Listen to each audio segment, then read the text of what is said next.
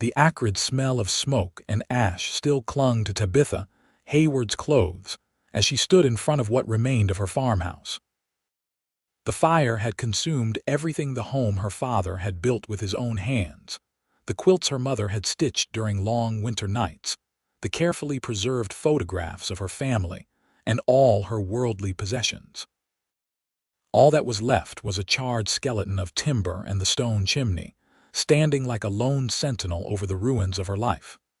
It was May 1885, and at 26 years old, Tabitha found herself with nothing but the clothes on her back and a heart heavy with grief. Spring in Colorado Territory was supposed to be a time of renewal, but for Tabitha, it marked the end of everything she had known. Her small ranch outside Hamilton, Colorado, had been modest but sufficient 20 acres of decent land with a small herd of cattle her father had built up before his passing 2 years prior. Since then, she'd managed to keep the ranch going on her own, despite the whispers from townsfolk that a woman couldn't handle such work alone. Tabitha wiped a smudge of soot from her cheek, leaving another streak in its place.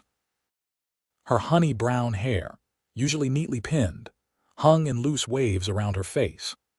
Her blue dress, her second best, was now stained with ash and torn at the hem from her frantic attempts to save what she could from the blaze. The fire had started in the kitchen while she'd been out checking the fence line. By the time she'd seen the smoke and rushed back, flames had already engulfed half the house. "Miss Hayward," a voice called from behind her. She turned to see Sheriff Wilson dismounting from his horse, his weathered face grim as he surveyed the damage. "I came as soon as I heard," he said, removing his hat. "Thank the Lord you weren't inside." "There's not much to be thankful for, Sheriff," Tabitha replied, her voice hollow. "Everything I owned was in that house." The sheriff nodded solemnly. "Do you have any idea how it started?" "I left a pot of beans on the stove. I was only going to be gone for an hour, but—" She couldn't finish the sentence. Such a simple mistake, and now her life was in ruins. "You have somewhere to stay. Folks in town would be happy to take you in until you sort things out." The thought of charity made Tabitha's spine stiffen. "I'll manage here. The barn's still standing. I can set up there for now." Sheriff Wilson looked like he wanted to argue but thought better of it. "Suit yourself, Miss Hayward, but the offer stands if you change your mind." After the sheriff left, promising to send word to the church ladies to collect some necessities for her, Tabitha walked the perimeter of her ruined home. The barn had been spared, along with the chicken coop and the small corral where her 2 horses grazed, oblivious to her tragedy. Her cattle, though few, were still grazing in the south pasture. She wasn't destitute, she reminded herself, just homeless. Tabitha spent that night in the barn, lying on a makeshift bed of straw and horse blankets, listening to the soft nickering of her mare, Penny. Sleep evaded her as her mind raced with worries. Without a proper house, winter would be impossible. She had some savings, but not nearly enough to rebuild. Selling the cattle might bring in something, but then what? How would she support herself? For the first time since her father's death, Tabitha Hayward cried herself to sleep.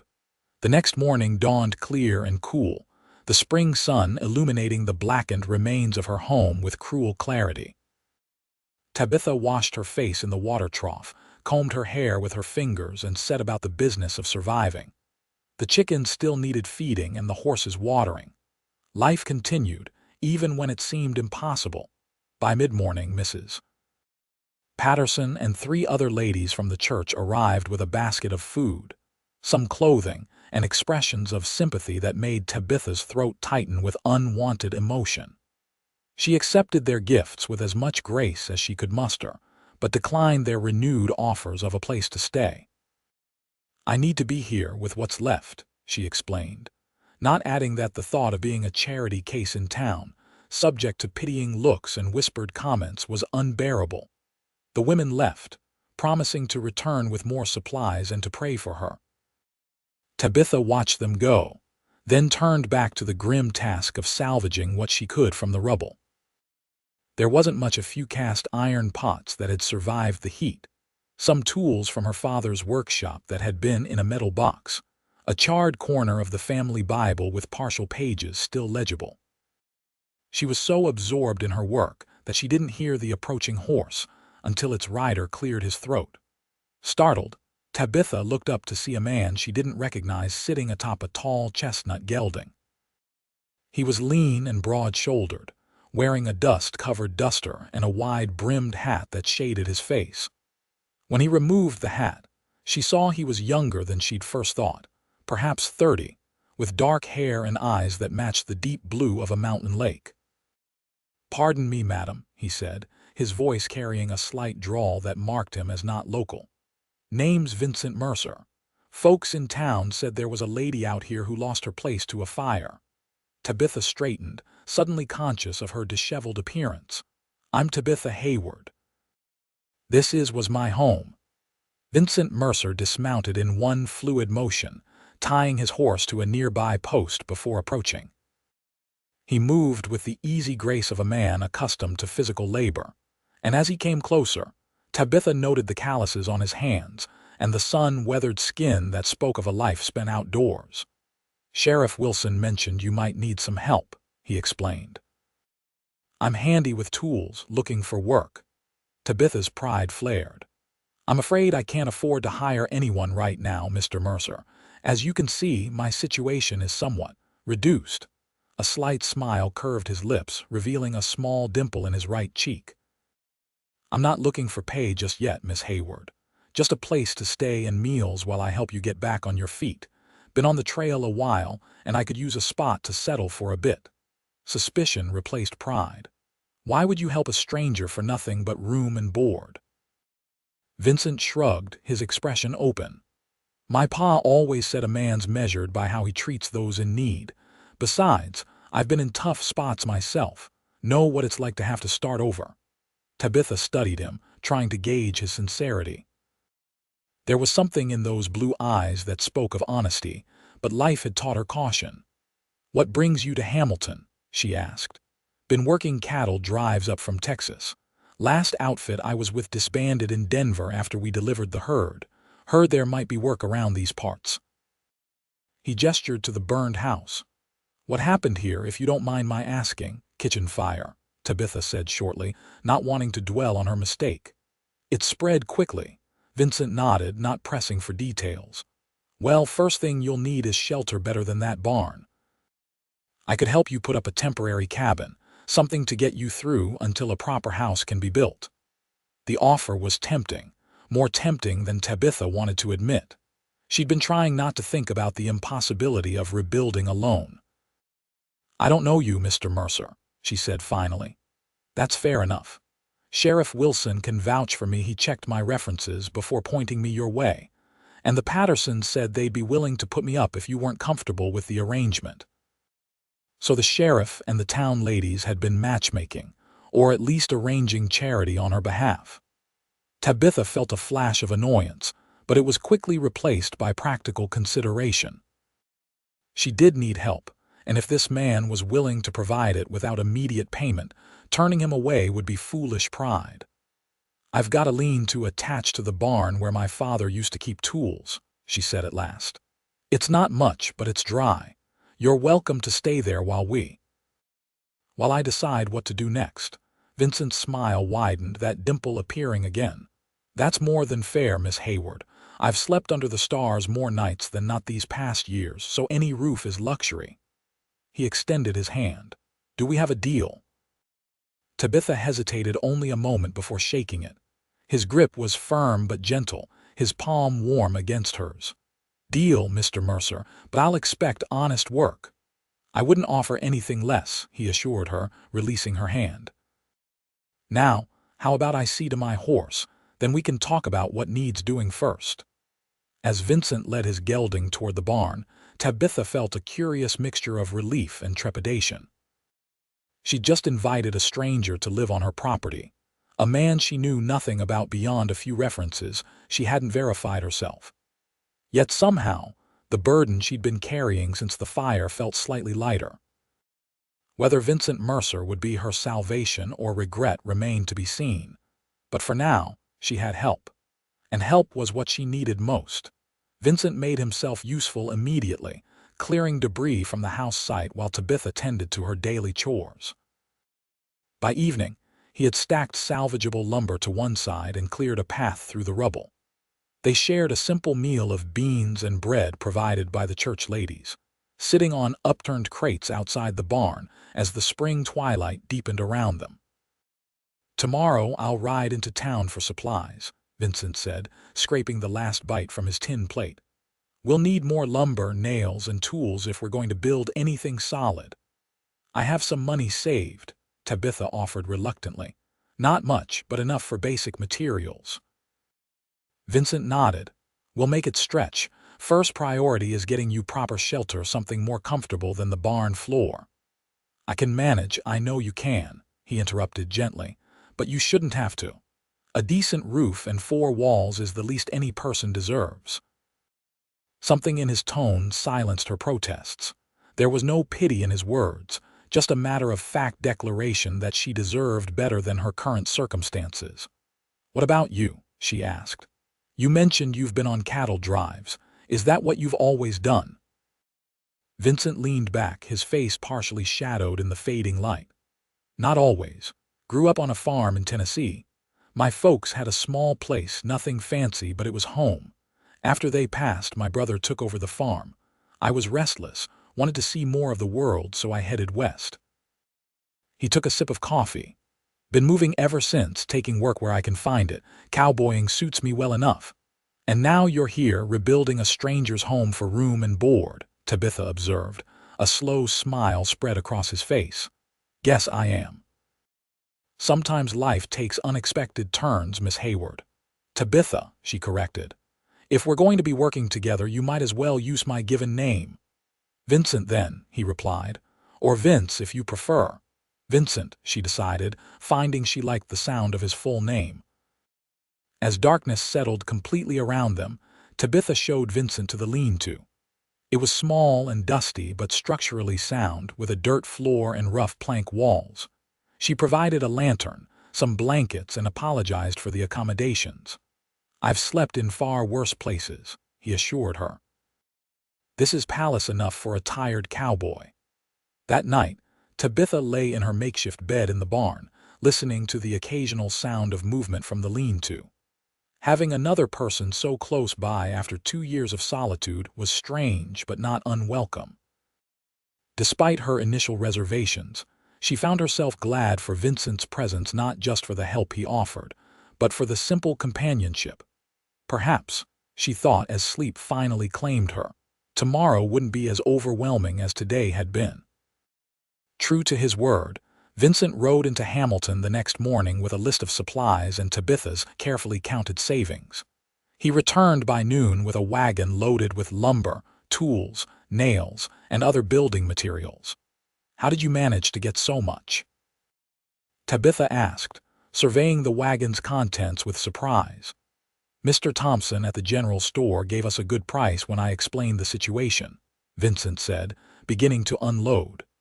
"And Mr. Dawson at the lumberyard threw in some extra boards. Seems you've got friends in town, Tabitha." The idea that people she barely knew beyond pleasantries exchanged after Sunday services would extend such kindness was both humbling and heartwarming. "I'll need to thank them properly once I'm back on my feet." "Best way to thank them is to rebuild and thrive," Vincent replied. "Now, let's get started on that shelter. I'm thinking we build it right over there, away from the old house site but close enough to the well." For the next several days, they fell into a rhythm of work. Tabitha handled her usual ranch chores in the mornings, feeding the chickens, checking on her small herd, tending to the horses, while Vincent worked on constructing a simple one-room cabin. In the afternoons, she joined him, holding boards steady while he hammered, passing tools, and learning more about building than she'd ever expected to know. Vincent proved to be patient and skilled, explaining each step of the process and encouraging Tabitha to try her hand at the work rather than simply assisting. By the end of the first week, the cabin's frame was up, and they were working on the roof. "You're a natural at this," Vincent commented as Tabitha successfully hammered in a nail without bending it, something she'd struggled with initially. I had a good teacher, she replied, smiling despite herself. My father would be impressed. He never thought I'd take to carpentry. What did your father do? Vincent asked, measuring a board for cutting. He was a rancher like most men around here. Started with nothing and built this place up bit by bit. After my mother died of fever when I was 16, it was just the two of us. Tabitha handed him the saw. He taught me everything about running the ranch, but building was his special skill. He was always adding onto the house, improving things. Vincent marked the board and began sawing. He sounds like a good man. He was, Tabitha said softly. He'd have liked you, I think. He always appreciated people who knew the value of hard work. Vincent paused in his sawing, looking up at her with those deep blue eyes. That's quite a compliment coming from you. Tabitha felt a flush creep up her neck, suddenly aware of how casually she'd been speaking. In the days they'd been working together, Vincent had become less of a stranger and more of a friend. The word seemed both insufficient and too intimate. Well, she said briskly, changing the subject, at this rate, we might have a roof over our heads by the end of the week. Over your head, Vincent corrected. I'm still bunking in the lean-to, remember, of course, Tabitha replied, though in truth, she'd begun thinking of the cabin as theirs, not just hers. It was a dangerous thought, one that spoke of permanence where there was only temporary arrangement. Let's get back to work before we lose the light. As the days passed, the cabin took shape, a simple but sturdy structure with one main room and a small separate space that would serve as Tabitha's bedroom. They built a stone fireplace for cooking and heating, installed windows salvaged from the old house, and constructed a porch that wrapped around two sides, providing a place to sit in the evening coolness. Throughout the building process, Tabitha found herself watching Vincent when he wasn't looking. The way his hands moved confidently over the wood, the concentration in his expression when he measured twice to ensure accuracy, the easy strength with which he lifted heavy beams. More than once, she caught herself admiring the way his shirt clung to his shoulders when damp with honest sweat, or how the sunlight caught in his dark hair. It was foolish, she chided herself. Vincent Mercer was here to work, not to court. Besides, he'd made no indication of any interest beyond friendship, and once the cabin was complete, he'd likely move on to wherever Cowboys moved on to. Yet there were moments, a lingering glance, a brush of hands as they worked side by side, a shared laugh over some mishap that made Tabitha wonder if perhaps she wasn't alone in her growing feelings. 3 weeks after the fire, the cabin was habitable, if not fully finished. They celebrated with a special dinner, courtesy of one of Tabitha's hens that had stopped laying. To new beginnings, Vincent said, raising his cup of cider and a toast as they sat at the small table he'd crafted from leftover lumber. And to good friends, Tabitha added, touching her cup to his. I couldn't have done this without you, Vincent. In the warm glow of the oil lamp, his eyes seemed to darken. You'd have managed. You're stronger than you give yourself credit for, perhaps, but I'm glad I didn't have to find out. Tabitha took a sip of her cider. The cabin's nearly done. Have you thought about what you'll do next? Vincent set his cup down slowly. I've had some offers of work from the Double R Ranch. They could use an experienced hand for the summer. Oh, Tabitha tried to keep the disappointment from her voice. That's good. It's a respected outfit. It is, Vincent agreed, studying her face, but I'm not sure I'm ready to move on just yet. Tabitha's heart beat a little faster. No, he leaned forward slightly. Truth is, Tabitha, I've grown fond of this place, of the work we're doing, of... He hesitated, then finished softly, of you. The words hung in the air between them, charged with meaning and possibility. Tabitha found herself unable to look away from his gaze, caught in the current of something powerful and unexpected. Vincent, a sudden pounding at the door broke the moment. Vincent rose quickly, hand instinctively moving to his hip where Tabitha knew he carried a revolver, though she'd never seen him draw it. Who's there? He called. It's Sheriff Wilson. Open up, Miss Hayward. Tabitha rushed to the door, alarm replacing the tender emotions of moments before. She pulled it open to find the sheriff, hat in hand, looking grave. What is it, Sheriff? Has something happened? I'm afraid so, Miss Hayward. There's been trouble. A gang of rustlers hit the Peterson place last night, stole half their herd and burned down the barn when Old Man Peterson tried to stop them. Vincent stepped forward. Anyone hurt? Peterson took a bullet in the shoulder, but Doc says he'll live. His son got a nasty blow to the head. The sheriff's eyes narrowed slightly as he took in Vincent's proximity to Tabitha, but he continued without comment. I'm riding around to all the outlying ranches to warn folks. These men are dangerous and they might not be done. You think they'll come here? Tabitha asked, dread pooling in her stomach. Can't say for sure, but you're isolated out here and your herd, small as it is, might tempt them if they're looking for easy pickings. Sheriff Wilson glanced at Vincent. Might be good you're here, Mercer. Miss Hayward shouldn't be alone right now. I'll keep watch, Vincent promised. Any description of these men, 4 or 5 of them according to Peterson's boy. Led by a tall fellow with a scarred face. They call him Reeves. Vincent stiffened almost imperceptibly, but Tabitha, standing close beside him, felt the change. I'll keep my eyes open, Sheriff. After the sheriff left with a promise to check back in a day or two, Tabitha turned to Vincent. You recognize that name, Reeves. For a moment he looked as if he might deny it, then he sighed. I've heard of him, Blake Reeves. He's got a reputation down in Texas. Mean as a rattlesnake and twice as dangerous. And now he's here, Tabitha said, a shiver running through her.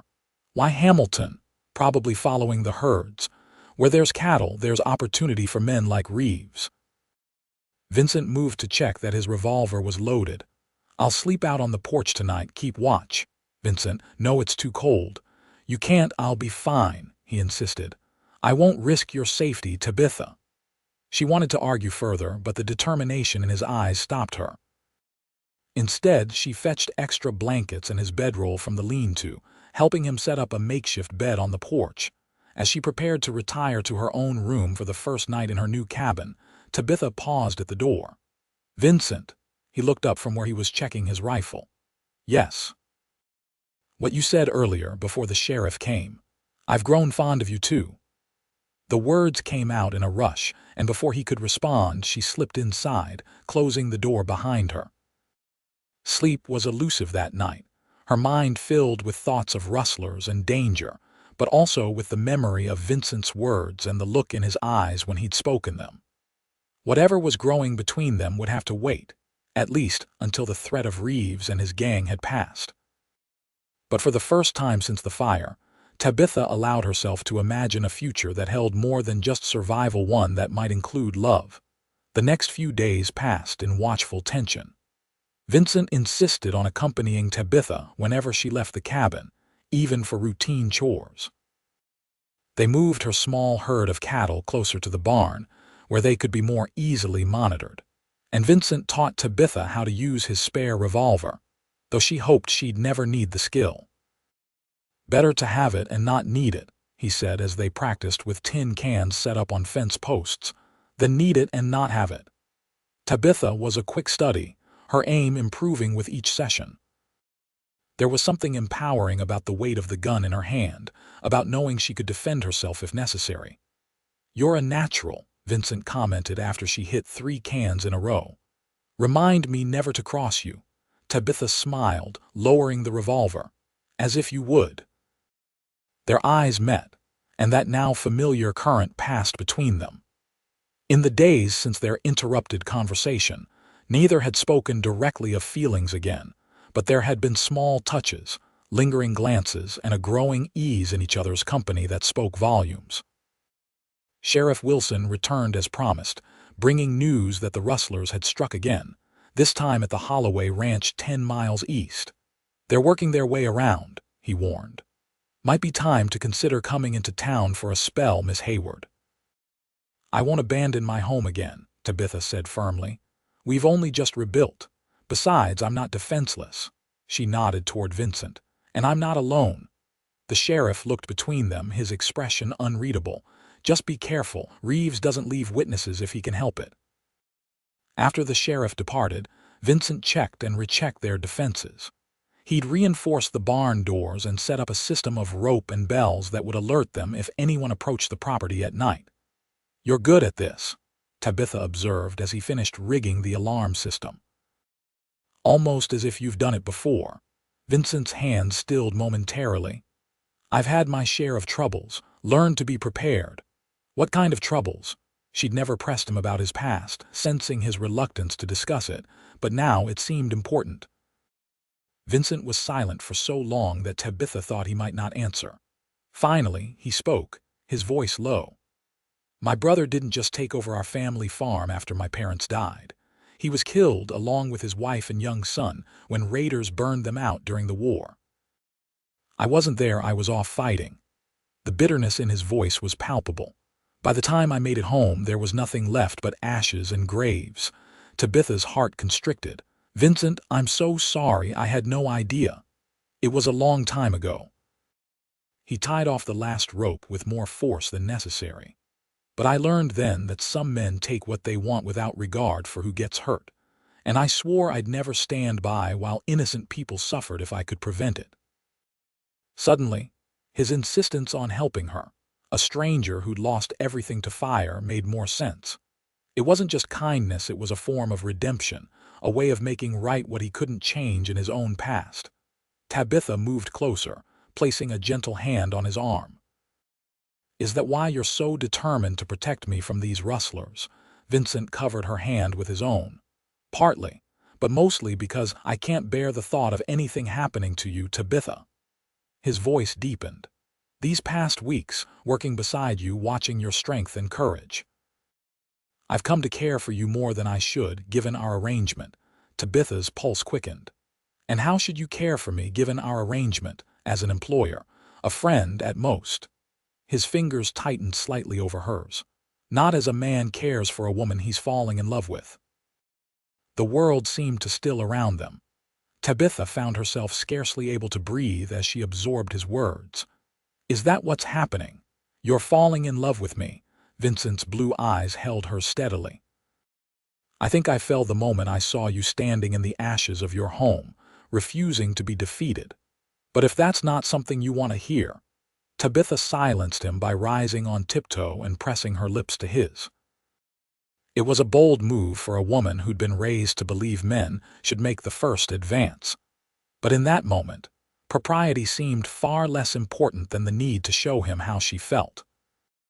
Vincent hesitated only a fraction of a second before his arms encircled her, drawing her closer as he returned the kiss with gentle passion.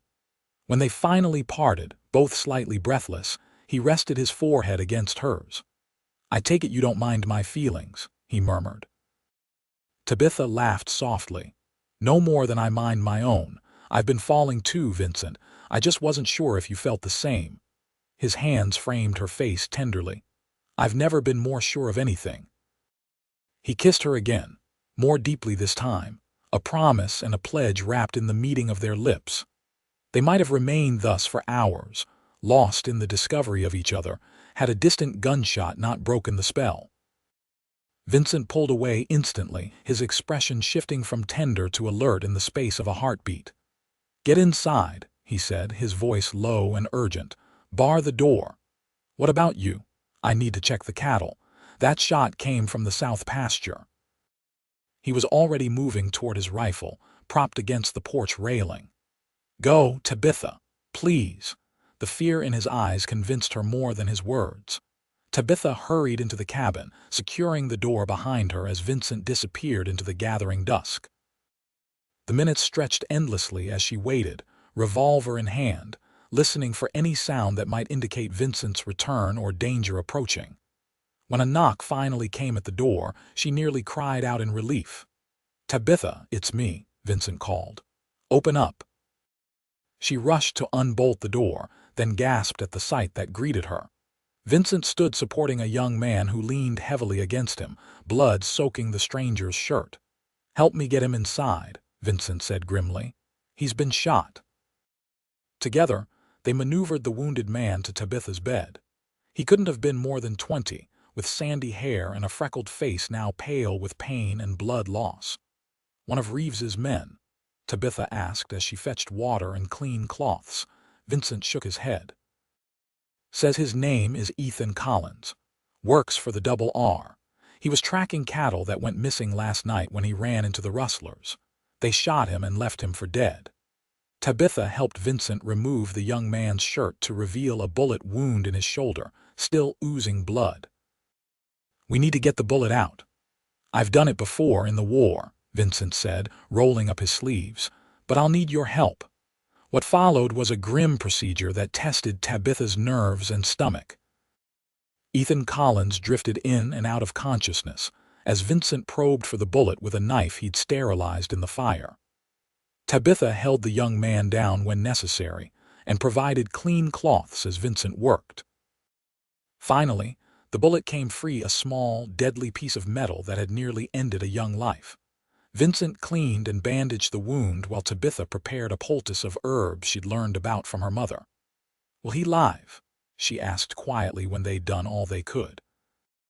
Vincent washed blood from his hands in a basin. "If infection doesn't set in, yes, he's young and strong." He looked at her with newfound respect. "You did well. Many would have fainted at the sight of so much blood." "I've helped birth calves and tend injured animals," Tabitha said. "Blood doesn't frighten me." She touched his arm. "What frightens me is that Reeves and his men are close enough to shoot one of the Double R hands. That means they could come here next." Vincent nodded gravely. "Which is why I need to ride to town tonight. The sheriff needs to know what's happened, and the Double R should be told about Collins. You can't go alone, not with those men out there." "I have to," Vincent insisted. "Someone needs to stay with Collins, and I can move faster and quieter on my own." He cupped her cheek gently. "I'll be careful, I promise." Tabitha wanted to argue further, but the logic of his plan was undeniable. "At least wait until full dark. You'll be harder to spot." Vincent agreed, and they spent the next hour preparing. He checked his weapons and saddled his horse while Tabitha packed him food for the journey and tended to their unexpected patient. When the time came for Vincent to leave, he pulled Tabitha into his arms for a fierce, brief kiss. "Bar the door behind me and don't open it for anyone but me or the sheriff. If there's trouble, fire a shot into the air. The Double R hands will hear it and come running. Just come back to me," Tabitha whispered against his lips. "That's all I ask." With a final embrace, he was gone, melting into the darkness beyond the cabin's warm light. Tabitha secured the door as instructed, then checked on Ethan Collins, who had fallen into a fitful sleep. The night stretched endlessly. Tabitha kept vigil, dividing her attention between the wounded man and the windows, watching for any sign of movement outside. Every rustle of wind, every creak of the settling cabin set her nerves on edge. Near midnight, Collins woke, disoriented and feverish. "Where am I?" he mumbled. "The cattle, you're safe," Tabitha soothed, pressing a cool cloth to his forehead. "Try not to move. You've been shot." Recognition dawned in his eyes. "Miss Hayward, from the Hayward place." When she nodded, he continued, "They're coming. Reeves and his men. I heard them talking before they spotted me. They're hitting all the small ranches, working their way around Hamilton." A chill ran down Tabitha's spine. "When?" "Soon. Tomorrow, maybe." Collins tried to sit up, then fell back with a groan. "Need to warn everyone. Vincent, Mr. Mercer has gone to town to alert the sheriff. Rest now. You need to conserve your strength." Collins didn't need much convincing. Within minutes, he had drifted back to sleep, leaving Tabitha alone with her fears. She checked her revolver again, ensuring it was loaded and ready, then continued her vigil at the window. Dawn was just breaking when she heard horses approaching. Heart pounding, Tabitha positioned herself near the window, gun at the ready. Relief flooded through her as she recognized Vincent riding at the head of a group of men that included Sheriff Wilson and several ranch hands wearing the Double R brand. She flung open the door as they dismounted, rushing to Vincent, who caught her in a tight embrace. "Thank God you're safe," he murmured against her hair. "Collins woke during the night," she told him quickly. "He says Reeves is planning to hit the small ranches around Hamilton, possibly today." Sheriff Wilson overheard. "Then we're not too late. How's the boy?" "Alive, but weak," Tabitha reported. The bullet's out, but he's running a fever. Two of the Double R men went to check on their wounded comrade while the sheriff explained their plan. We're setting up a watch at all the vulnerable ranches. The Petersons, the Holloways, and 3 other families have already been hit. We figure the Hayward place might be next, or the Johnson farm to the west. We'll stay here, one of the older hands said. Set up a proper defense. If Reeves shows his face, he'll get more than he bargained for. The next few hours were a flurry of activity as the men established defensive positions around the property. Vincent worked alongside them, his experience evident in the tactical suggestions he made. Tabitha did her part by preparing food for the men and continuing to care for Collins, whose fever had broken by mid-morning. By noon, the ranch was as fortified as it could be. Men with rifles were stationed at strategic points, and a system of signals had been established. All that remained was to wait. Vincent found Tabitha in the cabin, checking her revolver one last time. You should hide in the root cellar if shooting starts, he told her. It's the safest place. Tabitha shook her head firmly. This is my home, Vincent. I won't cower while others defend it. He studied her face, then nodded slowly. I understand, but stay inside at least and keep your head down. His hand found hers, fingers intertwining.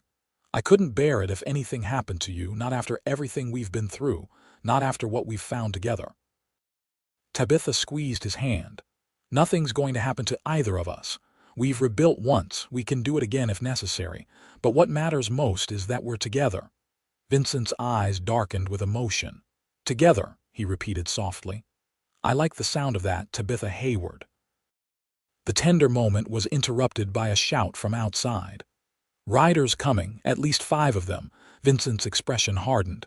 Stay here, he said, pulling his revolver, and remember what I taught you. He joined the other men outside while Tabitha took up position at a window, her revolver ready. From her vantage point, she could see a group of riders approaching slowly across the south pasture. They made no attempt to conceal themselves, riding openly toward the ranch house as if they expected no resistance. Sheriff Wilson stepped forward, rifle raised. That's far enough, Reeves, he called out. You and your men are surrounded. Throw down your weapons. The lead rider, a tall man with a vicious scar running down one cheek, laughed. Seems we've ridden into a welcoming committee, boys. His voice carried easily across the distance. But I think the odds are still in our favor. Even as he spoke, more riders appeared from the tree line to the east, at least another half-dozen men who had circled around while their companions provided a distraction. It's a trap, someone yelled, and then the shooting started. Tabitha ducked as bullets splintered the window frame above her head. The next minutes were a chaos of gunfire, shouting, and the terrified whinnies of horses. She dared to peer out occasionally, firing her revolver when she had a clear shot at one of the rustlers, then ducking back to safety. Through the din, she could hear Vincent shouting orders to the other defenders, his voice steady despite the danger. The Double R hands were experienced fighters, and they held their positions against the initial onslaught. The tide turned when 2 of Reeves's men attempted to set fire to the barn. Tabitha, spotting the danger through her window, didn't hesitate. She rushed out the back door of the cabin, revolver in hand, and fired at the nearest rustler. Her shot went wide, but it was enough to distract the men from their task. One of them turned toward her, raising his gun. Before he could fire, a shot rang out and he fell. Vincent stood at the corner of the barn, his smoking revolver still pointed where the man had been. Tabitha, get down, he yelled, but it was too late. The second rustler had recovered from his surprise and fired in her direction. Tabitha felt a searing pain across her upper arm as the bullet grazed her, the force of it spinning her around and sending her crashing to the ground. Vincent was at her side in an instant, firing again at the retreating rustler. Are you hit? Tabitha, talk to me. Just a graze, she gasped, clutching her arm where blood was soaking through her sleeve. I'm all right. Relief washed over his face, quickly replaced by determination. Stay down, he ordered, helping her to shelter behind a water trough. This is almost over. Indeed, the gunfire was already lessening. Several of Reeves's men had fallen, and the others were beginning to retreat, realizing they were outmatched by the prepared defenders. Reeves himself was the last to leave, backing his horse away while firing a final defiant shot. "This ain't over, Sheriff," he called out. "We'll be back." "There won't be a next time, Reeves," Sheriff Wilson shouted back. "We'll hunt you down if you set foot in this county again." As the rustlers disappeared over the ridge, a cheer went up from the defenders. No one had been killed, though 2 of the double R hands had minor wounds in addition to Tabitha's graze. The rustlers hadn't fared as well. 3 lay dead in the yard, and at least 2 others had been wounded badly enough to leave blood trails as they fled. Vincent insisted on tending to Tabitha's wound himself, his hands gentle as he cleaned and bandaged her arm. "What were you thinking, running out there like that?" he scolded, though there was no real anger in his voice, only concern. "They were going to burn the barn," she explained. "After everything we've built, I couldn't just watch it happen." Vincent shook his head, a mix of exasperation and admiration in his eyes. "You're the bravest, most foolhardy woman I've ever known, Tabitha Hayward." "Is that a compliment or a criticism, Mr. Mercer?" she asked, wincing slightly as he tightened the bandage. "Both," he admitted, then leaned forward to place a soft kiss on her forehead. "Promise me you'll be more careful in the future." "Only if you make the same promise," she countered. Their eyes met, and despite the chaos of the recent fight, despite her throbbing arm and the adrenaline still coursing through her veins, Tabitha felt a profound sense of rightness. They had defended their home together. Whatever came next, they would face it the same way. The aftermath of the fight kept everyone busy for the remainder of the day. The dead rustlers were buried in unmarked graves at the edge of the property. The wounded were treated, and Sheriff Wilson rode out with several men to track Reeves and his remaining gang members. By evening, a sense of cautious celebration had settled over the ranch. The double R hands who weren't pursuing Reeves remained to keep watch, though most believed the danger had passed. Ethan Collins was well enough to sit up and take some broth, eager to hear the details of the fight he'd missed. Tabitha and Vincent sat together on the porch as twilight deepened, shoulders touching, sharing a comfortable silence after the day's events. "What will you do now?" Tabitha asked eventually. "The cabin's finished, and Reeves's gang is scattered. Our arrangement has technically reached its conclusion." Vincent turned to look at her, the fading light casting shadows across his face. "Is that what you want? For me to move on?" "No," Tabitha answered honestly. "That's the last thing I want." His hand found hers, fingers intertwining naturally. "Good, because I was hoping to propose a new arrangement." Tabitha's heart skipped a beat. "What kind of arrangement? A permanent one?" Vincent shifted to face her fully. "I know it hasn't been long, Tabitha, but I've never been more certain of anything in my life. I love you. I want to build a life with you here if you'll have me." Tears welled in Tabitha's eyes, but they were tears of joy, not sorrow. "Are you asking what I think you're asking, Vincent Mercer?" His smile was tender as he reached into his pocket and withdrew a simple silver band. "It was my mother's. I've carried it with me all these years, waiting for the right woman to give it to." He took a deep breath. "Tabitha Hayward, will you marry me?" Tabitha didn't hesitate. "Yes," she whispered, her voice thick with emotion. "Yes, I will marry you, Vincent." He slipped the ring onto her finger, then drew her into a kiss that promised a lifetime of love and commitment. When they finally parted, both were smiling, their hearts full of plans for the future they would build together. News of their engagement spread quickly through Hamilton and the surrounding ranches. The community that had rallied to help Tabitha in her time of need now celebrated her newfound happiness with equal enthusiasm. Mrs. Patterson and the church ladies immediately began planning a proper wedding, insisting that the young couple deserved a celebration after all they had endured. In the weeks that followed, life settled into a new pattern. Vincent officially took over as foreman of the Hayward Ranch, using his experience to expand the cattle operation.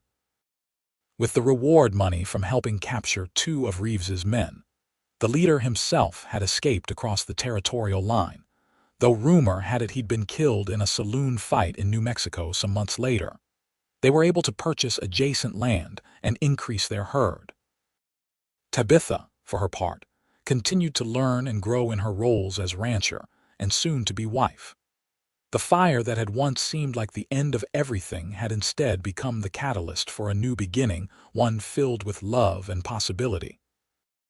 They were married on a perfect autumn day in October 1885, just 5 months after the fire that had brought them together. The ceremony was held on their ranch, in the shadow of the new house they had built to replace the temporary cabin. This house was larger and sturdier than both its predecessors, with room for the family they hoped to create together. As Tabitha walked toward Vincent, wearing a cream-colored dress that Mrs. Patterson had helped her sew, she marveled at how completely her life had transformed. From the ashes of devastation had risen not just a new home, but a new heart, one that beat in tandem with the man who waited for her at the makeshift altar. "You're beautiful," Vincent whispered as she reached him, his blue eyes shining with love and pride. "And you're everything I never knew I needed," she replied softly. Their vows were simple but heartfelt, promises to love and cherish, to build and protect, to face whatever life brought them together. As the years passed, the Hayward Mercer Ranch, as it came to be known, flourished under their joint care. Their first child, a son they named James after Vincent's father, arrived a year after their wedding, followed 2 years later by a daughter, Margaret, named for Tabitha's mother. Life wasn't always easy. Drought years tested their resilience, and the changing frontier brought new challenges as the territory moved toward statehood. But through it all, Tabitha and Vincent faced each obstacle as they had faced the first, side by side, stronger together than they could ever be apart. On the 5th anniversary of the fire that had changed her life, Tabitha stood on the porch of their home, watching Vincent teaching their 4-year-old son to ride his first pony while their daughter toddled after them on chubby legs. The ranch was thriving, with a herd triple the size of what her father had managed, and a reputation for quality that brought buyers from as far as Denver. Vincent looked up, catching her eye across the yard, and the smile he gave her still had the power to make her heart race. He excused himself from James's riding lesson and crossed to join her on the porch, wrapping an arm around her waist. "Penny for your thoughts, Mrs. Mercer?" he asked, pressing a kiss to her temple. "I was just thinking about how sometimes the worst moments of our lives can lead to the best," she replied, leaning into his embrace. "If not for that fire, you might never have come here. We might never have met." Vincent's arm tightened around her. "I'd like to think we'd have found each other somehow. Some things are just meant to be." Tabitha turned in his arms to face him, reaching up to trace the lines that 5 years of laughter had etched around his eyes. "Is that what we are, Vincent Mercer? Meant to be?" His answer was a kiss, tender and familiar yet still thrilling after all this time. "Without a doubt," he murmured against her lips, "without a single doubt." As their children called for them to come see James's newfound riding skills, Tabitha and Vincent joined hands and stepped forward together into the yard, into the laughter, into the life they had built from nothing but love and determination. From the ashes of loss had risen something beautiful and enduring, a home, a family, and a love that would last a lifetime.